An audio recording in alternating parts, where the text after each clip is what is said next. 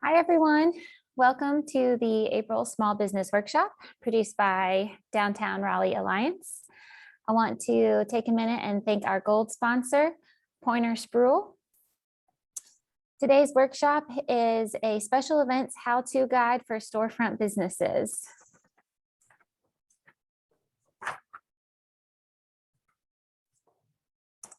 There we go. My name's Roxanne, and I'm on the economic development team at Downtown Raleigh Alliance. For those of you who are not familiar with DRA, we're an independent nonprofit contracted by the city of Raleigh to champion downtown development and support and grow the downtown business community. We assist the city in management and maintenance of the public realm via the safety and hospitality ambassadors. Other investments include social services, storefront recruitment, business retention, arts, and community engagement through programs and activations such as Jazz in the Square, First Friday, Illuminate, and Dine Out Downtown, to name a few. We offer business development workshops like this one, as well as conduct quarterly market reports and produce the annual State of Downtown report and event. So that's a little bit about us. Before we get started, I do want to mention that we're recording this session and we will upload it to our website later this week. Throughout the presentation today, please use the Q&A feature as part of the Zoom webinar. This feature allows you to submit questions that we are able to review, and we'll try to address all of your questions at the end of the presentation.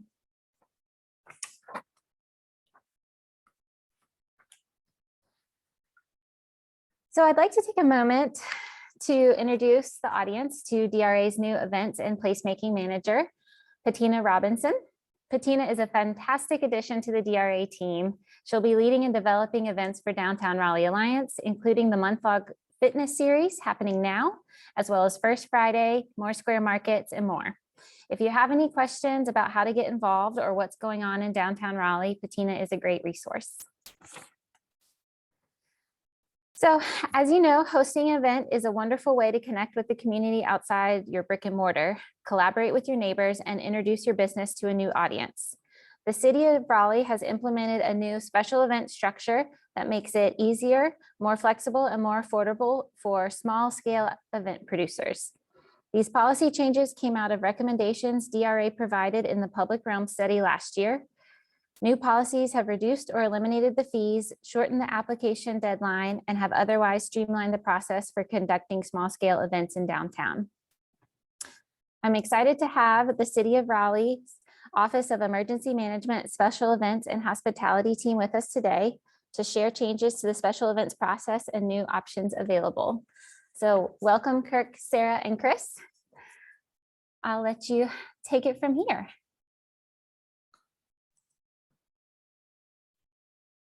Perfect. Thank you for that phenomenal introduction to us, Roxanne. We really appreciate it. Just wait for the presentation to come up. Perfect. So yeah, we want to share a lot of different information in regards to events today. So we're very excited to share that. And we appreciate the opportunity to introduce this information to you all. So we're looking forward to it. But before we get started, we will go through introductions a little bit. And actually, while we're doing this, we like to be interactive and share with the audience as well and understand who our audience is. So if you want to introduce yourselves as well in the chat, you want to say your name, the business you're coming from for this, and then also a special event within the city of Raleigh you've attended. That'd be great, just so then we kind of have a background on all of you as well. So that'd be great. But Chris, if you want to go to the next slide so we can introduce ourselves. So my name is Kirk. I am with the Special Events Office. I've been with the office for about 4 years now, and I think it'd be worth us sharing something as well. But I guess we'll go with share something interesting about you. How about we do that, guys? I will say, when I was younger, I'll never forget this experience. I was a ball boy for the Detroit Pistons. I'm a Michigander, so when I had that experience in being a ball boy for the Pistons, that was a once in a lifetime. And it was back in the day when they had Grant Hill and good team going. So I really enjoyed that. But yeah, that's a little bit about me.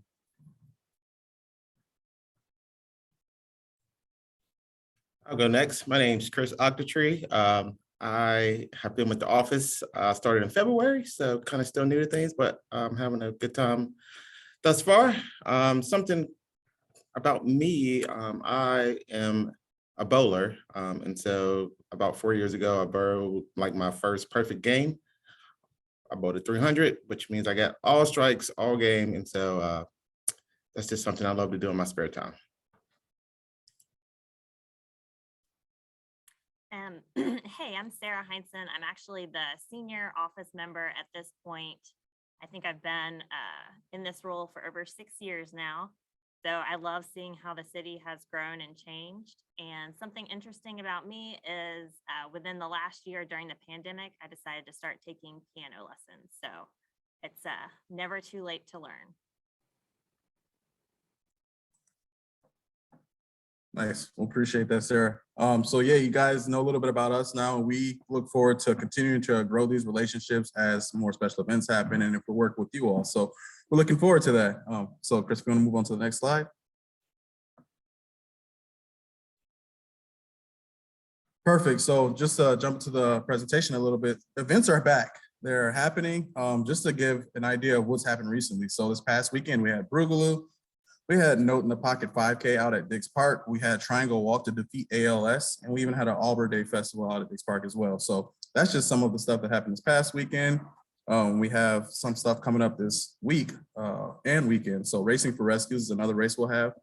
Carolina Hurricanes are going to have playoff watch parties actually down in the Glenwood South area. And DRA has some events coming up, including the midweek mini market and then morning times. They have a First Friday Market Series that they'll have coming up next week as well. So things are back. People are enjoying the opportunity to come out to events and enjoy them safely. And it's just been really good to see people out. So that's what we're here to talk about today. Hopefully we can give you some good information. So if we can go to the next slide. So just to go into a little bit about us and who we are as an office. So we are the Office of Emergency Management, Special Events and Hospitality. So we deal with emergencies in the aspect of when hurricanes happen or when there are winter ice storms and things of that nature. We're one of the conduits that help to make sure that resources are there and we communicate with the right people to make sure things are in place and we can get ready to go into action. So that's one of our roles. Hospitality is another role that we have in our office. And when it comes to hospitality, we're the liaison between the businesses and the city to ensure that, we're doing as much as we can to meet the needs of both parties. And, as much as we can help, we want to do that.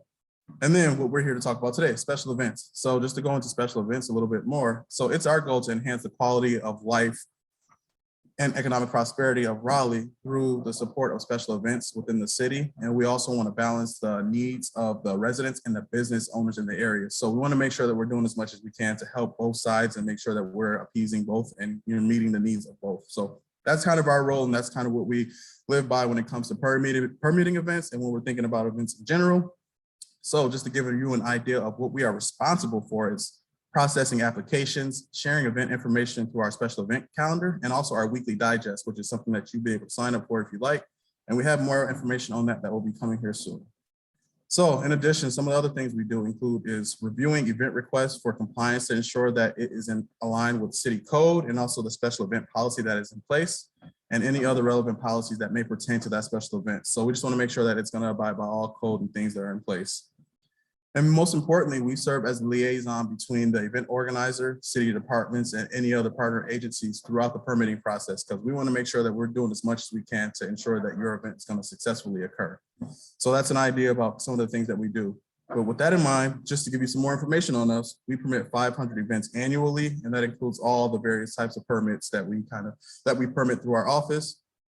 And if you want more information on those special events, there's a few different options that you can lean towards to get that information. So we have our special events calendar, and on our special events calendar, it has all the information on each of the events. So that includes the actual setup teardown time, the actual event time itself, the name of the event, the streets that will be impacted due to that closure, and also the event information on the contact, or the event organizer, I should say, the event organizer that is the one hosting that event. So if you need to reach out to them to get involved with the event, or you had questions about the event in general, the contact information for the event organizer is also on our website on that special event calendar. We also have the weekly events digest. So the weekly events digest is an email that goes out weekly to inform you about the events that are happening this upcoming weekend and also within the next 7 days. So you have an idea about what's coming up in case you want to attend, in case you want to get more involved or things of that nature. So that's something that you can sign up for, and we will provide those links for you a little bit later. And the plan is to share this presentation as well. So you'll be able to get that information and you can use it how you'd like. And then the last thing I want us to mention on this page is the event feedback form. The event feedback form is the form that you can utilize to share any feedback that you have on an event. So after you fill that out, it comes to our office and we like to share that information with event organizers so then they can do what they need to do to make their event even more successful in the future, or, we can make adjustments that we need to make. So that's always an option after an event occurs or prior to an event. That's another link that we'll share with you all so you can utilize that if you like. Thanks, Chris. We can go to the next slide. So does your event require a permit? So these are some of the triggers or things that would steer you in the direction of needing a permit for your event. So if you plan to close a street for an event, then yes, your event will need a permit. And that's not just for external partners, that's internal as well. So even people within the city, whether it's the police department or the Parks and Recreation Department, if they plan on having an event in the street, they would need a permit for that event. So if you plan on having a street closure for your event, then it would require a special event permit. Will the event take place in Nash Square, City Plaza, Market Plaza, Exchange Plaza, or Dorothea Dix Park? So if it's taking place in one of those venues, then it would likely need a special event permit through our office. So that's something you would want to think about. And we do also permit events that happen out at Dorothea Dix Park. Any infrastructure is set up in one of those venues. So if you're setting up any infrastructure, including a 10 by 10 tent, tables, chairs, or anything of that nature, you would more than likely need a special event permit in order to proceed with that as well. So these are some of the triggers to think about. And if you have to say yes to any of that, then more than likely you will need to reach out to us and work on getting a special event permit. For more specific information, you can actually utilize our special event planning guide, and that'll be another link that you will have access to after this presentation. Thanks, Chris. So now that we know if your event needs a permit or not, we can then figure out what category it'll fall under. So these are the various categories of events that we permit through our office, or things that we permit through our office. So the first one is general event, which is like a festival or a stationary event that does not move. And this is actually broken down into 3 tiers, and Sarah will touch on that a little bit more here soon. So I won't take too much of that, but yeah, these are general events and some fall in that category. We have the film and photography category. So if you're planning on closing down sidewalk or street to film something, or take some photography photos, or take some photos, I should say, then more than likely you would need a permit. If there's infrastructure set up to do that, then that may be something that we need a permit as well. Neighborhood block parties. Is this a residential street that's being closed for the residents in the area? In that case, you may need a special permit through our office. And then the very last one is the walks, races, and parades. So if you're having a race, a 5K, or a walk like the Walk to Defeat ALS, or a parade, we know the Raleigh Christmas Parade happens annually. So those are the type of things that would also need a permit. Thanks, Chris. So then I'm going to turn it over to Sarah so she can kind of speak through the tiers and a little bit more information in regards to specific categories. Thanks, Kirk. So like Roxanne mentioned in the beginning of the presentation, last year, the DRA undertook a public realm study and presented it to City Council last summer. And the study encompassed a number of measures related to downtown recovery in the wake of the pandemic. It was focused on understanding how we use our public realm to re-engage and re-energize downtown. So it looked at things like outdoor dining and curbside pickup zones, but also activations and events. So we realized that there was an opportunity to streamline the process for smaller events in order to have these more frequent, lower scale activations occurring on a regular basis. So, we're not looking at having festivals, big blowout festivals every day, but we realize that there's a chance for these smaller activations to bring people back to our downtown. So what we did is we created this tier system that makes hosting a special event easier for smaller organizations and businesses that haven't hosted an event before, or that aren't looking to put on a major festival. Thanks, Chris. Next slide, please.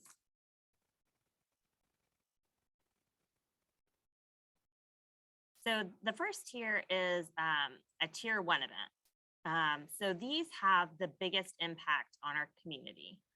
They may involve the closure of multiple city blocks, inconvenience more residents and businesses, have amplified sound, large speakers and sound systems, have over 500 people in attendance, and then also have significant infrastructure like tents, inflatables, stages, pyrotechnics, anything that would require inspection and permitting by the Raleigh Fire Department's Office of the Fire Marshal. There's some examples of tier 1 events that you might be familiar with are things like Arts Closure on Fayetteville Street that'll happen later in May. Festa Italiana in the Glenwood South area, Q-Grass, which happened a couple of weeks ago in front of Morning Times up on Hargett Street.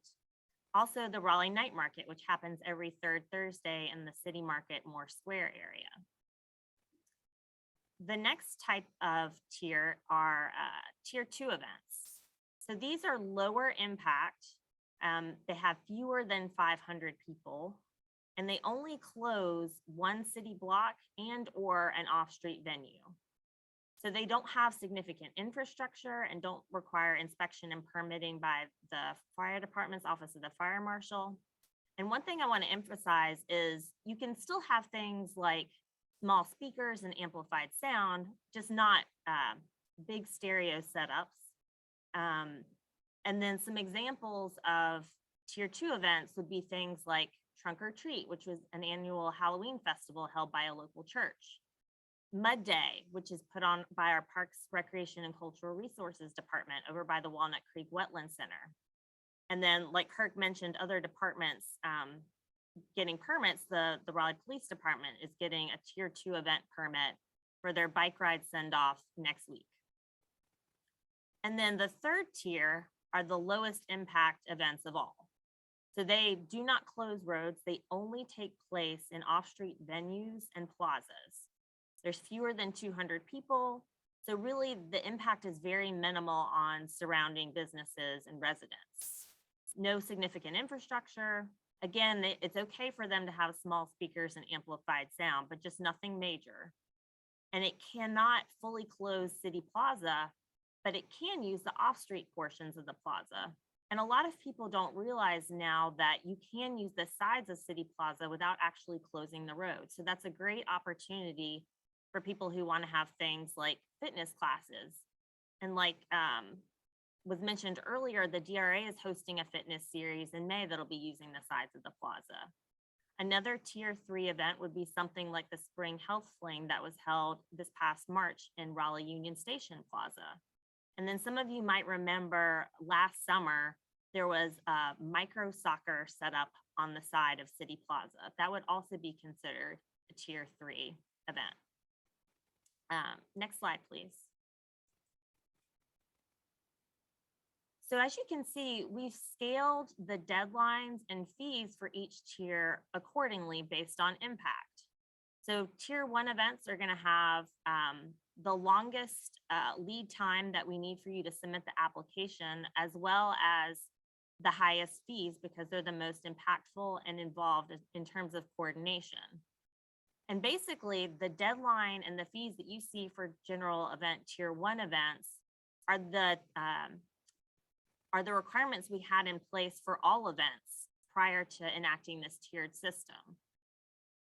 So tier 2 events have a much reduced application deadline of 45 days and similarly reduced fees. And then tier 3 events have the shortest deadline of all at 30 days. And there are actually no application, permit, or venue rental fees associated with having a tier 3 event.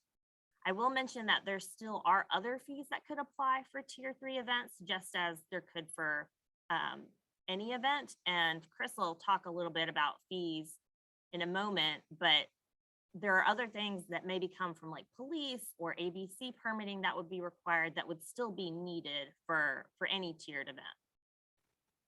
And now I'll hand it back over to Kirk to talk about races, walks, and parades.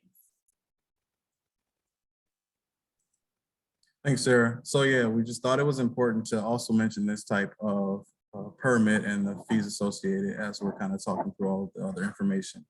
So for races, walks, and races, walks, and parades, there is a 120-day deadline application. And due to the preparation and coordination that goes into this type of event, more time is needed just to ensure that it is feasible and we have everything squared away when it comes to that event. So there is a $100 application fee associated with those types of events, the walks, races, and parades. The permit fee may vary depending on what it is. So for a parade, there's a $100 permit fee. For a race that's going to be a 5K or under, there's a $100 permit fee. But for a race that's over 5K, there's a $250 permit fee that would be associated with that event. So That's the differences between the, permit fee and the lengths and what will make a difference when it comes to that. For a greenway use, depending on how much of the greenway you utilize, there are fees associated with that as well. And they have staff and things of that nature that would help to ensure that it's prepped, it's ready to go, and then they would also be on site for the event as well. So if there is a late application that is submitted, there is a chance that it could happen, but if that is submitted, there is a $250 late application fee that is associated, and that's not to guarantee that that application will be accepted. So that's something that we would need to talk through prior to moving forward with it. So just to give you some information on that. And these type of events, they don't have any limit on the number of attendees or participants. We do gather that information, but different from the tiers and that information, we don't have a limit on the number of attendees that can actually participate in it. So just some additional information regarding the walks, races, and parades. So currently we are not permitting new races downtown or in other high impact areas. And this is just to help manage the impact of the traffic flow and the access to the local neighborhoods in the area. We just want to make sure that we're controlling that and helping with that as much as possible.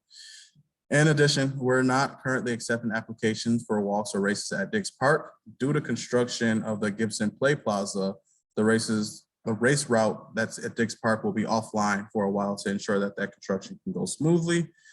And with that being said, we've actually been working with some of those event organizers that usually have their event out at Dix Park to find a new location for their race or their walk to make sure that they land on their feet when they're going through that. So we have been trying to do that and assist them as they're going through that process.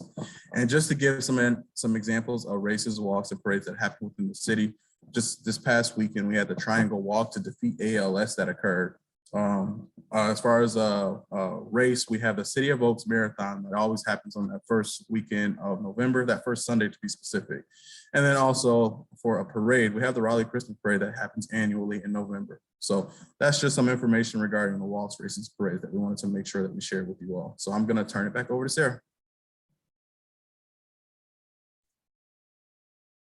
So one thing we wanted to address, because it's a question we get a lot, is what's the difference between a neighborhood block party and a special event?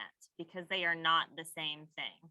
As Kirk alluded to earlier, block parties are intended only for residents who live within the closure area. They're not produced by a business and they're not publicly advertised. So it's just you wanting to get together with your neighbors to do something like have a potluck or a cookout in the street. There are minimal fees and requirements associated with block parties, and this is because the city wants to encourage people to gather safely when they do decide to gather in the street in their residential area.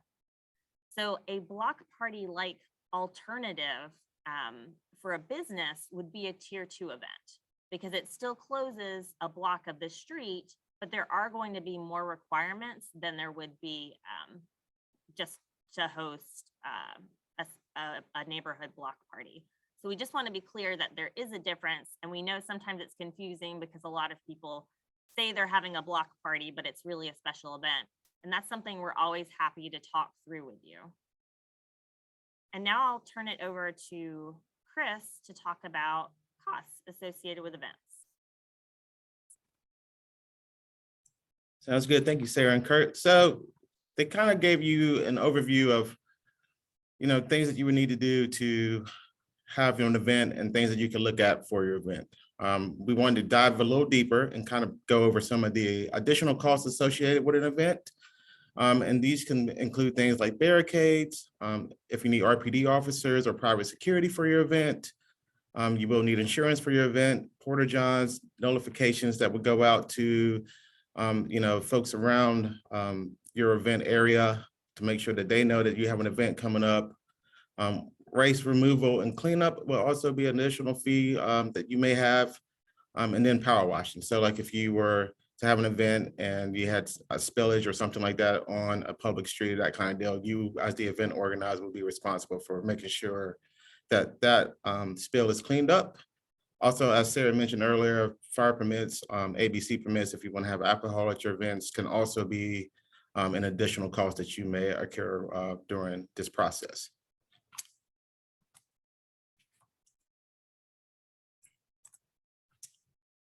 Moving on, so just other requirements for your event and for submitting an application.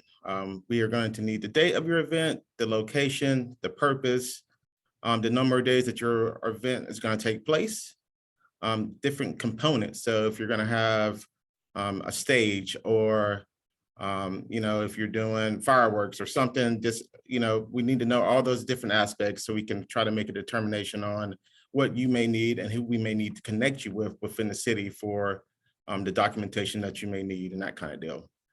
Also, site map is important. We will need that during the application process and emergency action plan. That way we can be able to look through that and help you come up with a plan that would help keep everybody safe in the event of an emergency. We also want to make sure that you know that applying for a special event will get you through that first part of it. It does not mean that your event is approved. It just means that, hey, you have it applied and it has come to our office and we're going to vet it through the sources that we need to vet it through before determining if this event is going to take place or not. And then last but not least, this event coordination. So you send us your event, it comes to our office. You will be assigned either myself, Sarah, or Kirk, or whoever else may be available in the office to handle your event.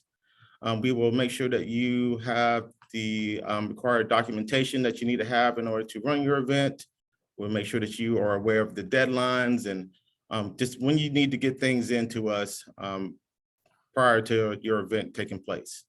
There will be an on-site walkthrough that you'll have to go through as well. And then at the day of your event, one of us will come out to make sure that everything's kind of in place and that everybody's feeling great about the day. And then we will continue on with your event that way. After your event's over, we'll also do a post-event walkthrough just to make sure that, hey, you left the place better than you found it or the way you found it. And we would go from there. Also, if you see on the screen, we have our contact info up here. So at any point in time, if you need anything from us, if you have any questions about your event or things that you need for it, we are available. Our email address is up here along with our office phone number. And then also the link to our event page on our website. Perfect. Yeah. And just to emphasize on Chris's last page, we are here for all of you when it comes to the coordination. So when it comes to being that liaison between the city and the event organizer, we're here to support you as much as we can to ensure that we're doing what we can to make your event successful. So any question is something that we are happy to answer. And if we don't have the answer, I'm sure we can figure out who we need to reach out to get some kind of answer or lead you into the right direction. So, we're definitely here to support you all. And as Chris also touched base on is our information. Our phone number's there, that special events email address that was on that screen. So we all can see that. So one of us will be able to reach back out to you and communicate on further information or however we need to proceed when it comes to that. So yeah, we're definitely here to support and we want to see successful events happen. And we're just happy that the interest is here. And we look forward to working with anybody who's going to move forward and have an event. So appreciate you. And if there are any questions, we're more than happy to address them. So I know we had a couple that happened, and I know we had a couple of us that were going to answer. So Chris, if you don't mind answering this one, I know we talked about it, but what is the process of getting the city to sponsor an event?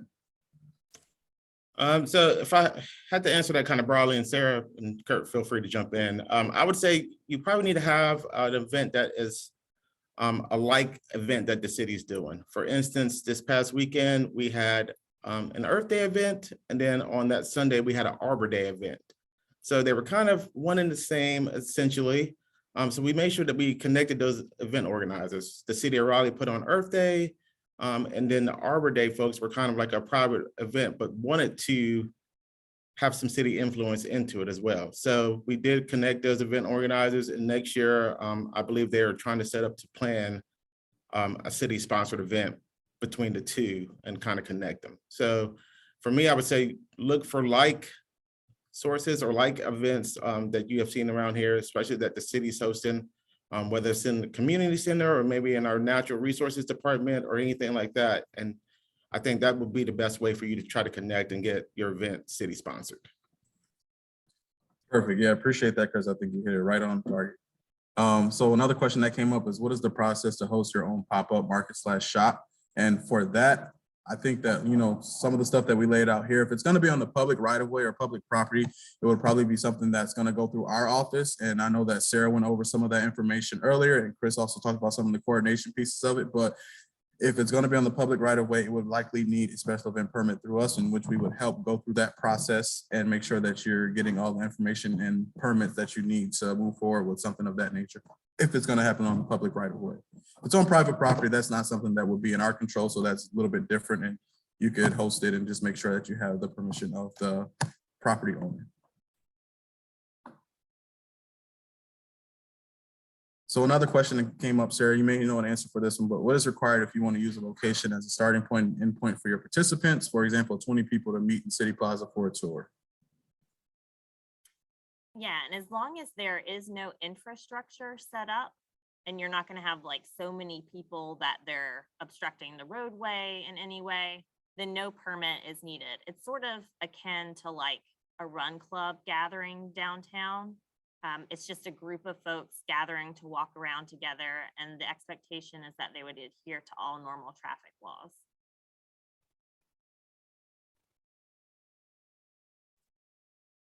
Perfect, Sarah, appreciate that. And then as far as, we had one more that we knew, what are the restrictions / parameters for setting up vendor tents? So I think that kind of goes along with hosting a pop-up market, but if it's going to have, or if there's infrastructure that's going to be set up on the public right of way, we would need to figure out what kind of infrastructure, and if is this for an event, and if it is, we need to go ahead and get a permit and make sure that we provide you with the correct permit. If it's something else that we need to touch base or figure out, we would definitely help assist through that process and make sure we put you in touch with the right people. But in this case, I would imagine that we would want to get a special event permit if it's going to be multiple vendors and tents happening on the public right of way.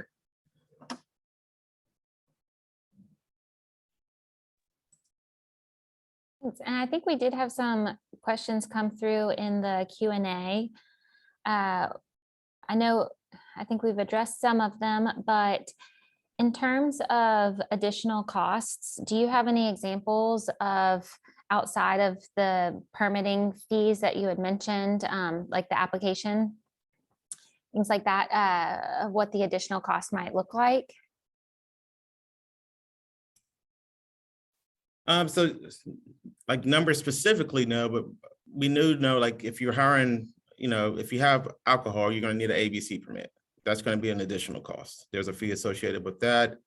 If you're doing alcohol, you're definitely going to need some type of RPD officer or private security type of officer out there as well. Normally we want a sworn law enforcement officer at events that have alcohol associated with them. So that would be an additional cost that you would pay directly to RPD. Let's say if you need, you know, barricades, if you're closing down a street, those will be an additional cost. You would have to find a company that you can rent those from, and you know, there's a fee associated with that.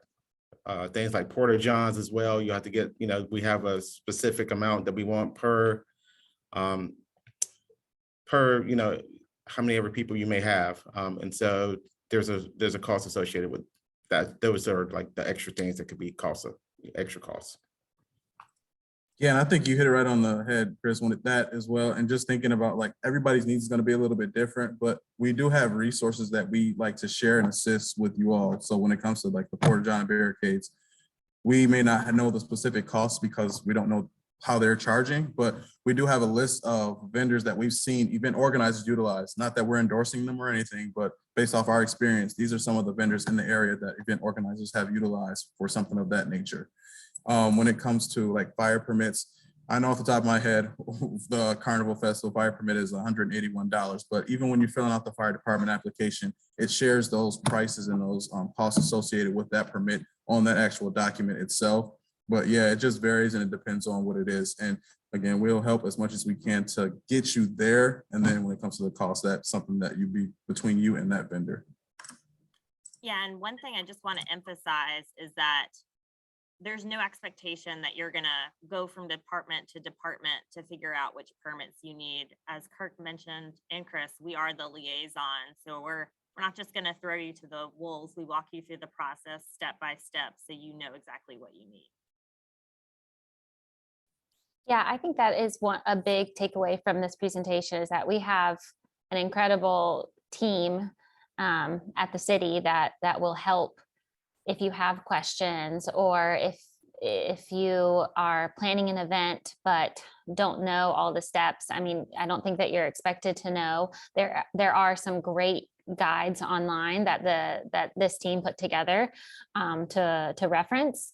And it kind of explains what we just went through in the presentation. But my big takeaway is that you've got people behind this email address that are here to help you. And I think that's just a huge comfort. And we're so lucky to have this team to point people to, because it's always great when you can talk to like a real person and get some answers and kind of talk through, okay, I think this is the type of event I have. Can you help me understand what my next steps are? Because we want you to be successful. We have these resources in place so that they can be used. And this team is doing a great job making sure that all your questions are being met. So that's a big takeaway from me. And I hope you all are getting that as well. Just to reemphasize, we will post this presentation to the website, and we'll email it out in about a week for those of you who registered. So that's great. You'll have this to reference back to. But in terms of like website postings and things like that, someone mentioned, how do you get your event on the city's weekly events digest? So the digest is reserved exclusively for events that we permit, with the idea that we're informing folks about things that could impact traffic. So it is just for events that go through our office. There are other opportunities, through Visit Raleigh or other local organizations like the DRA that we're happy to steer you towards, but it requires a permit to be on the digest. That's good to know. I will say DRA also has an events calendar. So if you have an event that's happening in downtown Raleigh, then you can upload it to our calendar. It takes a couple business days for our team to review and approve. And if it, again, is happening in downtown Raleigh, and then it will likely get approved and posted to our website, which has a lot of views. So that's a great way if you want to get your event on a calendar and get some more eyes on it. That's a great way to post it to the public. You can also tag Downtown Raleigh Alliance on social media, and that clues our social media team in to reshare. If something's happening in downtown Raleigh, we will likely be able to reshare that information and get the word out. We had another great question that came through. Do y'all have any like template examples of an application, site plan, emergency plan, or documents for common footprints that are available to applicants, just for folks to kind of see, okay, this is how it happened. This is how an event was successfully set up previously, and I checks all of the boxes, and we'd like to use that same template. Is there anything like that available? So, I mean, we have examples. So to touch on the specific areas, I know you talked about a site plan.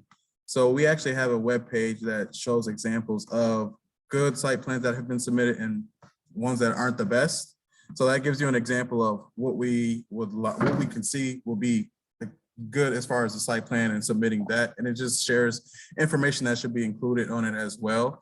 For the various types of events, I mean, with this many spaces and various locations, it all depends on the event organizer as far as the layout itself. And we would be happy to talk through that in regards to how they would like to set it up and what we've seen work best. I wouldn't say that there's one that's just a go-to.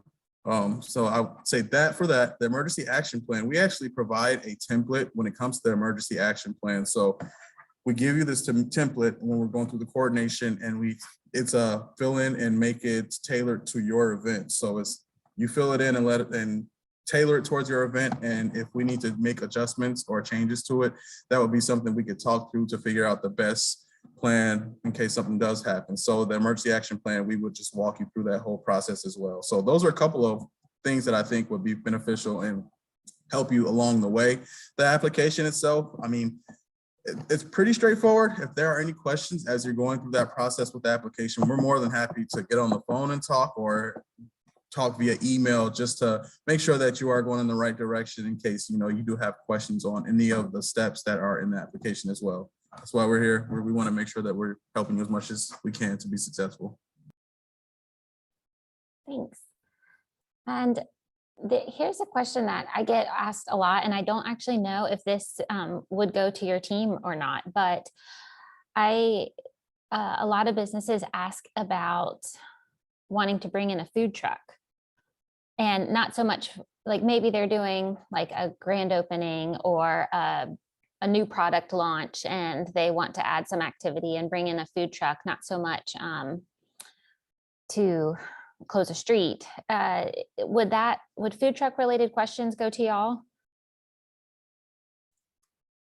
So we're always happy to take food truck related questions. I know that that's something that's being discussed at a higher level at this point, because we realize there's a desire from a lot of folks to sort of streamline the process for having food trucks downtown. So the answer is sort of, but we're happy to help address any specific questions. You know, something to keep in mind is it's much different to have a food truck on the street versus in a private parking lot. So there are nuances like that that sort of affect the permitting process. Okay, that's good to know. Another question that came through is, what's the process for an event at Moore Square or at Union Station? We get a lot of folks that want to do like a fitness event and use one of those plazas, or a fashion show. And these are typically like smaller events, but what would the process look like?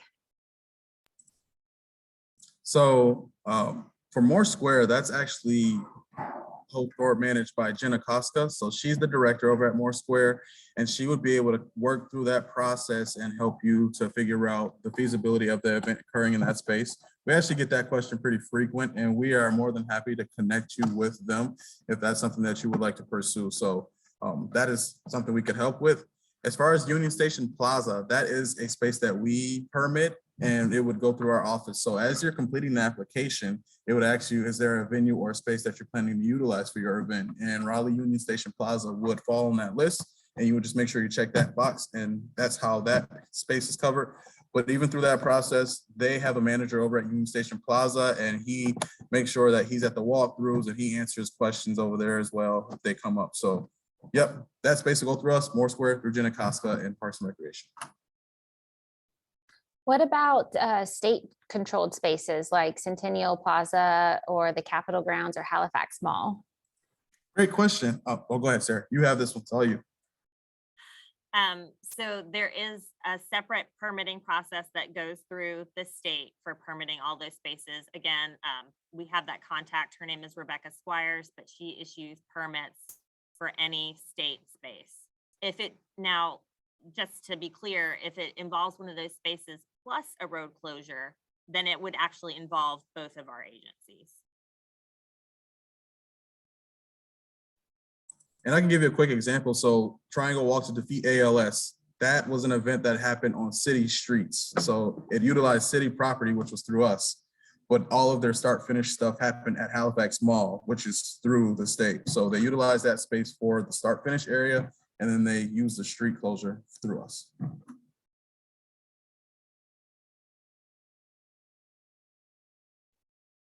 Another question that came through is there a Welcome to Raleigh event on the books happening, produced by the city of Raleigh that we know of? And I'm sure we could look at the city of Raleigh events calendar to see what's coming up.